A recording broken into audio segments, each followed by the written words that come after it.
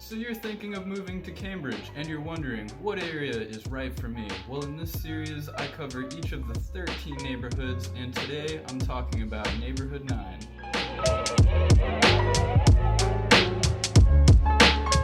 Neighborhood 9 is almost like two neighborhoods in one. On the west side is pretty similar to North Cambridge, where it's fairly quiet. It's mostly residences with a few parks and a few schools, and the only major shopping center nearby, being the Fresh Pond Mall area, is on the other side of one of the largest parks in all of Cambridge. The east side of Neighborhood 9 has a lot more going on. You have access to Porter Square, all the shops, restaurants, and bars on Mass Ave and Concord Ave, heading towards Harvard Square. You've also got major university buildings from Harvard University and Lesley, and on the far eastern side of Neighborhood 9, you're very close to Harvard Square and Harvard University itself. Whether you prefer the quiet west side or the busy east side, there will be plenty of options for housing if you're looking to live here. Off of the main streets, there's lots of single and multi-families from varying historical eras. Some of them are as old as the 1800s, and some of them have been newly renovated this year, and there's everything in between.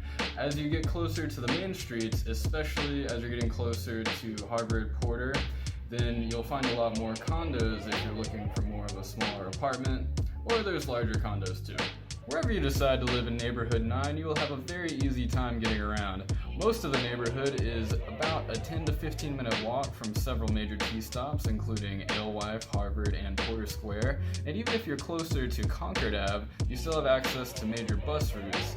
If you're looking to drive most of the time, especially if you're on the western side of Neighborhood 9, you have quick access to the highway. And if you don't want to drive and you don't want to take the bus or the T, like the rest of the city, we do have great walkability and biking scores. Now that you've got your bearings a little bit, I'll tell you a few things that I personally like in Neighborhood 9.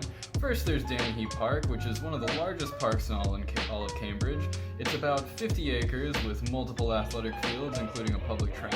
There's also a couple children's parks and a dog park, and there's even a wetland preserve area, so it's a great place to walk your dog or just walk yourself. After you've had your walk, you'll be very close to another one of my favorite spots, which is Jose's Cantina, which not only has great Mexican foods, it also has really good margaritas, which are very strong, and I'll tell you, if you have more than one, you will be grateful that Cambridge has a great walkability score, because you won't be driving anywhere. And while it may be blasphemy from some of you from New York, my final favorite place in Neighborhood 9 is Bagel Soros, and trust me, there's a reason there is always a huge line coming out of this place, especially during breakfast time.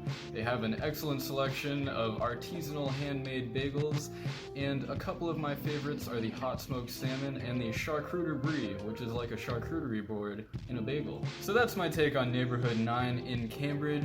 If you'd like more information on the different neighborhoods of Cambridge, just like and subscribe and hit the little bell icon to see more videos like this about the other neighborhoods in Cambridge.